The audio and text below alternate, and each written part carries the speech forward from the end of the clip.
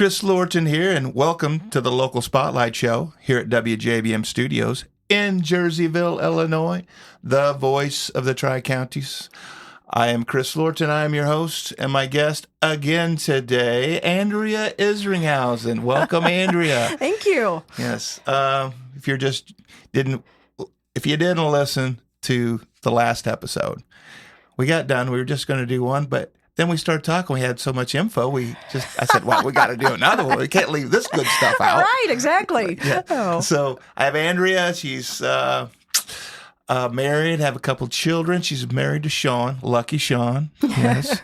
And been teaching for a number of years. Been teaching at St. Francis Holy Ghost for what, since 2009? Since 2009. 2009, yes, a long time. You know, I taught school for a while. Yes. Right. And that's what started us on this conversation. Yeah. And I taught both in public school and private school. I taught at private school for a couple years at St. Francis Holy Ghost. And I also went to, not St. Francis, I taught St. Norbert's, and I went to St. Norbert's as a child, Right. with my twin sister. Okay. We skipped kindergarten. Oh, did you? Yeah, my mom didn't send us to kindergarten. She kept us at home. I don't know why, because we had each other. I don't know why, We lived right across well, they didn't have kindergarten. I was going to say, did they have kindergarten then? Okay. They didn't have kindergarten at the school, at our school, which was across the street. Okay. You had to go to the Hardin grade school, and it was in the morning. And I don't know. She's like, you're smart enough. I don't know. I can remember, though, my first day at St. Norbert's was crazy for a first grader, right? Right. Cindy and I had always been together, and we played together, and we just did everything together. But I can remember the first day of going to school, they were doing this thing. I don't know if they do it, but they had this thing going on with the little kids. They were all running around. It was like crazy out there. It was chaos. It was girls chase the boys, and then boys chase the girls. Oh yeah, girls chase boys, boys chase girls. Yeah, I think that still happens today. Still do that? Yes. Yeah, and then all these kids are running and screaming and carrying on, and then Sister Josita walks out. Oh no! And Sister Josita, at that time, I didn't know if Sister Josita was a man or a woman. I didn't know. I'd never seen any. I didn't really know nuns, because you couldn't see any hair, no hair or anything. So as a little kid, you're like, I don't know. That's the only way I could tell, And she walked with a limp. Oh, okay. And you could hear her coming because the rosaries would ring, and it, well, she came up, boy, and she grabbed me. I think and Cindy, and we got in trouble right off the bat. First day, within like 15 minutes of being at school, But anyway, today we want to talk about how things have changed, how things have changed, how they've changed the teaching over the years. When I was in school, which was 100 years ago, it was a lot of auditory. It was you just went to school and listened and took notes. Yeah, you listened. We didn't know how to take notes yet, but everything was listening. Oh yes, listening to the rules. Listening. You sat in your desk. You didn't move. Right. Yeah, and kind of boring. Yeah, kind of boring. And right. Which then that's younger kids. They start to get a little bit itchy and want to start. Yeah. And I can remember a lot of kids getting in trouble, Oh, yeah. They would get in trouble because they just couldn't control themselves. Right. Right. Sometimes I couldn't control myself and I would get in trouble. Right. Well, because they're impulsive and they start thinking about things, or maybe they're, then that's what makes them start moving and they want to do things. And, so, but that's kids, in general. I know. So, right. Anyway, what you were telling me, now things have changed. But yes, going back, you do things. You call this kinetic. Kinesthetic learning. Kinesthetic Yeah, learning. and we have created kinesthetic learning. We, society, I feel. Oh, yeah. Okay. Because I feel like kids are more kinesthetic learners, meaning they need to be moving around to learn. Yeah. Moving around like rhythm sort of things, maybe engaging actively in play for kinesthetic learning. And you learn by doing. And you learn by doing. And but we have created this because of, putting games in their hands early, video games. Yes. And what do you have to do to do video games? You're moving your hands. You're moving. You're constantly moving. And that's the way kids learn now. And their phones. I mean, you get the parent, first thing, the parent get a game on, give it to. Right. And everything has to be quick. Everything has to be quick. So you can't dwell on things. You can't sit still for a matter of, according to age, but like, let's say a 5-year-old, 5 minutes is how long they're going to be able to focus and listen and do things like that. And so, a minute with each age. And when you apply that to teaching, and I teach kindergarten, so you're dealing with 5-6-year-olds coming in, you have to be able to move quickly on to one thing or another. Yeah. Every 5 to 8 minutes, you're moving on to something else. So I actually substitute taught first grade once many years ago. Right. And I don't know, I don't know what I was doing at the time, but it wasn't teaching, but I like to stay into teaching, I made myself available to sub occasionally, just so I would, I don't know, because I liked it, and. Well, because you coach basketball too, didn't you? Right, because you liked kids. Yeah, I might have been coaching at the time, or I might have been working construction, whatever it was. I got a call. Can you come over and teach first grade at Shipman School? Just down the road. Sure. And I went and did that. Right. And I had a blast. They were so fun. I mean, the kids were so fun. I think there was like about 15 or 20 of them. Right. They laughed at everything I said. They were a great audience. Good, yes. But when I got done that day, I was exhausted. Exactly. Oh my gosh. Right. I felt like I'd been carrying bricks all day. You got to be moving. You have to be actively engaged with the kids. Now, when you teach kindergarten, do you get tired like that? I get tired, yes. So school starts mid-August, which... So early now, right? Mm-hmm. So early. That's right smack in the middle of the summer. But anyway, So, so in August, and it takes me a good, probably about 8 weeks to get into a good rhythm because I'm wore out, right? When I go back. You got to go to bed by 9 o'clock? 7 o'clock. 7 a.m. Yeah, I come in. 7 p.m. 7 p.m. 7 p.m.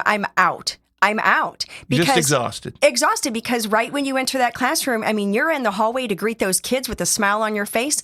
No matter what issues you're having, problems you're having, you better be on your game because they're going to be coming, they're going to be moving, and they're going to want your attention. And you have to be able to engage them. Yeah. And do it with a smile on your face and have fun. How many kids do you have in your classroom? So on average, like this coming year, I'll have 18, but usually 18.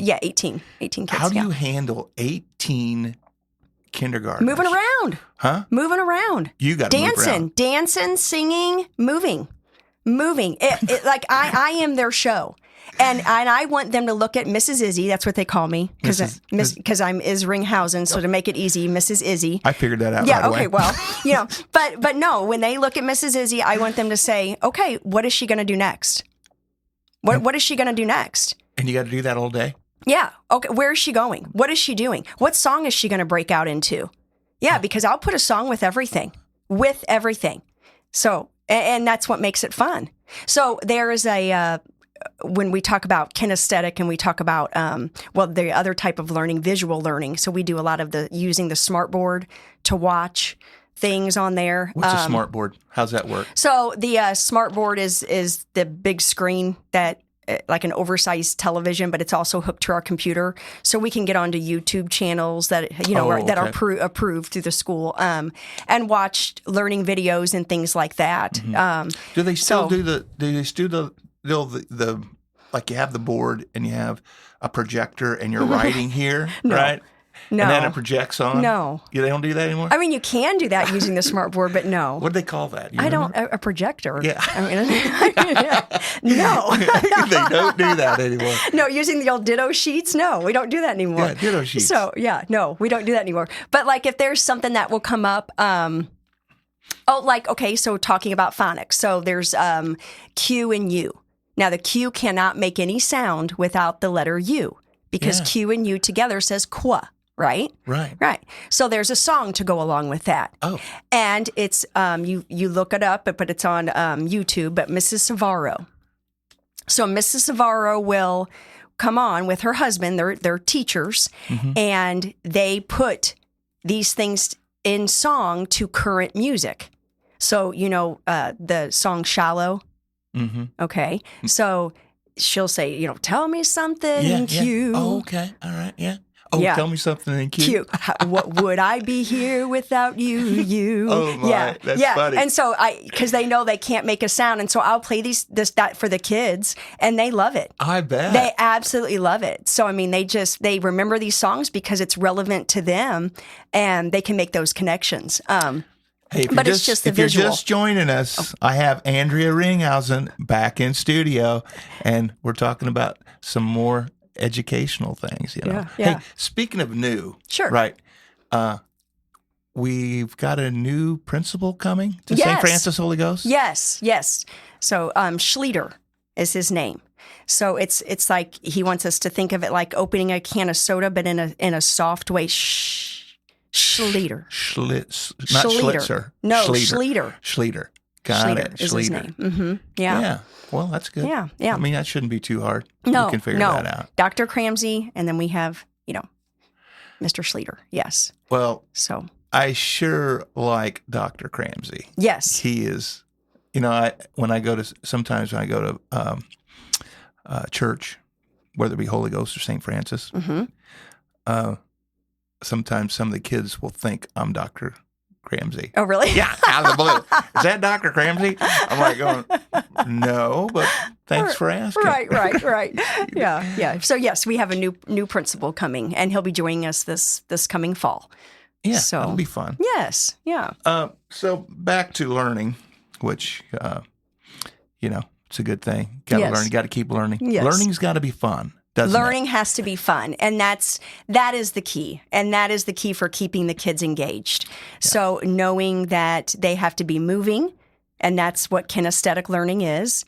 Knowing that you have to have good visuals for kids to learn, hands-on learning. Yeah, learn by doing. Learn by doing. My dad taught that way. Mm-hmm. In the construction business, we did a lot of service work, and I can remember him sending me out on repair work, on stuff. Dad, I don't know how to do that. Hands-on. You'll figure it out. Exactly. You got hands-on. a question, give me a call. Right. And I actually taught that way with my construction guys as well. All right, here's the basics. If you have a problem, give me a call. And read all the directions. Read the directions. Right. The visual reading. Read that, get into it, and if you got a question, let me know. I'll help you. Right, because it's okay to make mistakes, and you're not going to learn by not doing. You learn by doing. You learn by doing. Yeah. Yes, exactly. Yeah. So and that goes back into the reading too. I mean, you're reading, you're doing. So you're writing, you're doing. You have to do it in order to learn. Last Father's Day. Got all the kids together. We're going to play a board game. They bring out a new board game. I start to read the directions. I start reading the direction about halfway through. Jenna says, Dad, forget that. We'll just play it. Yeah. We'll figure it out as we go. Learn as we go. Right. I'm like, okay. So see, she's a kinesthetic visual learner, right? Oh, so yeah, she wasn't listening to her dad read the instructions. Yeah, so he wasn't going to put up auditory with it. learning, boring, right? Yes. So yeah. And then after we played it a little, and we didn't really know that much at the beginning, but we kept going back to it. Oh, yeah, that's how you score points. Exactly. Yeah, all right. Exactly. Yeah, little bitty increments. So yeah. So it's important. It's important to make sure that teachers are recognizing what their classroom is full of. Do you have kids that like to move around? Well, then you better be moving around with them. All kids want to move around, don't they? Not all. Not all. A majority of them do. But I mean, you have to be insightful, and you have to look at your children in your class and say, okay, you know what, this is an active bunch. And okay, this child I know needs to stand up while they're working. And you let them. Let them stand up. Okay. Yeah, let them stand up. And I usually, I mean, if they are working in their seats, then I'll let those kids stand up and bend over to work. There's some adults that have to work like that. They stand up to work. Well, they have stand-up desks. They have computer stand-up desks. desks now. Yes, exactly. Yeah, I mean, yeah, in the workforce, you will find those. So, yeah. So, I mean, that's just something that you have to take note of and make sure that you are fulfilling that child's needs by letting them learn the best way they can. So as kids go through the grades, okay, do they switch more back to auditory learning? So I think it's because of how old they are. They're able to sit still for longer periods of time.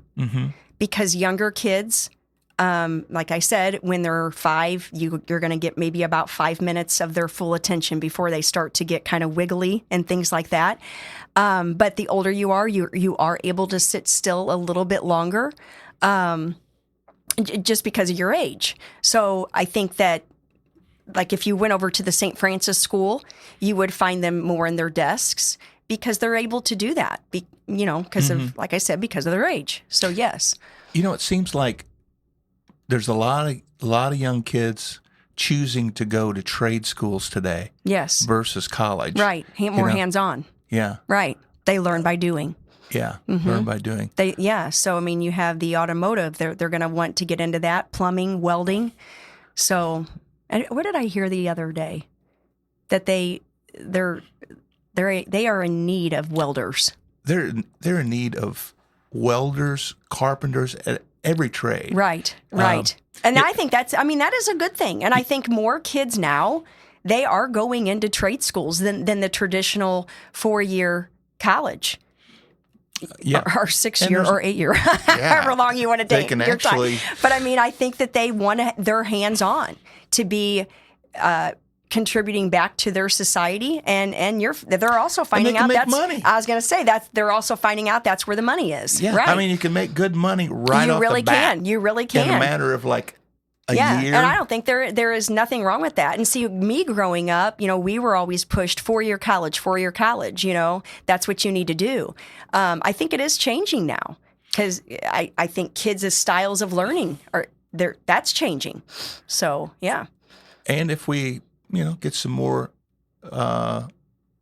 manufacturing and more building going on, we need even more. Right. Exactly. Yeah. So, yeah, I think it's a good thing. I really do. Not saying that other, if you choose the pathway of a 4-year college, that's wrong or not needed. Because we need it all. We need it all. Yep. So, and everybody has their own thing. But we are finding that they are in desperate need of these trades because they're, our age. Where are you going to find a good plumber? Where are you going to find a good electrician? And they're more hard to come by now. Yes. So do you do much visual learning? Like, do you have? Do kids have their own laptop? Each kid has their own Chromebook that they're issued, even in kindergarten. Now, granted, the younger kids, in kindergarten, we're not on our Chromebooks for more than maybe 15 minutes a day. And that's just so they can maybe listen to a book. Explain what a Chromebook is, because some people might not know. You're asking the most No, just what's it look like? What is it? It kind of looks like a computer. I mean, it is a computer, but it's a... Is it just like a pad? It's not an iPad. You have to open it up. Okay. Yeah, you have to open it up. So, and we have it to where they can scan a QR code and get logged in right after their QR code is scanned. Then they and it's all school-approved websites that they can get into. But they can use it to do some educational programs, some games that are on there with reading, writing, math, things like that. We have the IXL program.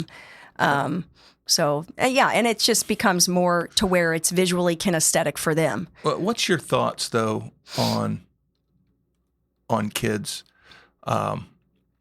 being on a computer or being on a pad? I think some of it's okay. I think it needs to be monitored and not pushed as hard and it seems like being it can on be it a for kind of like way to keep the kids occupied. right, you know, right, and which is good. And Keep good them in some occupied. yes, good in some ways. I still believe that the traditional reading and writing and knowing how to pick up a pencil is important, and how to pick up a book is important, because I think we're losing that a lot. I think so too. Mm-hmm. You know, bookstores.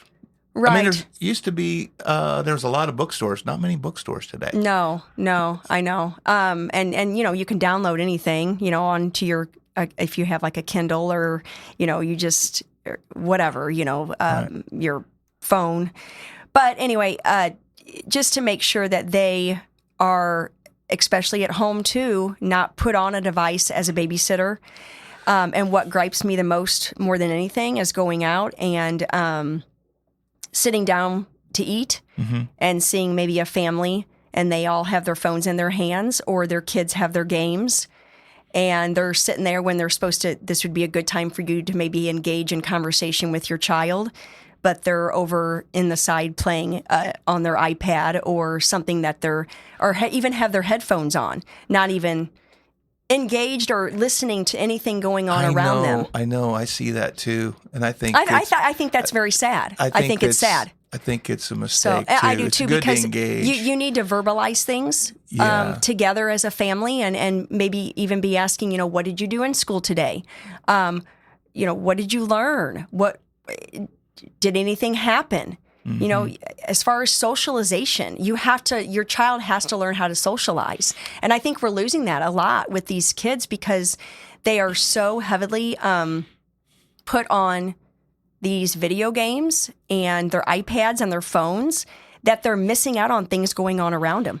You know, I can remember, just you mentioned a little earlier, coming home and we'd always have dinner at the same time. Right. You know, and we'd all sit around the table. We get the food out on the table, and then we'd say a prayer, and then we'd start off like, okay, what happened today? And then like it would always come to my brother Jeff and like, okay, what kind of trouble did you get in today? right. But you knew about each other's days. We always would go around our table and we would say a high and a low.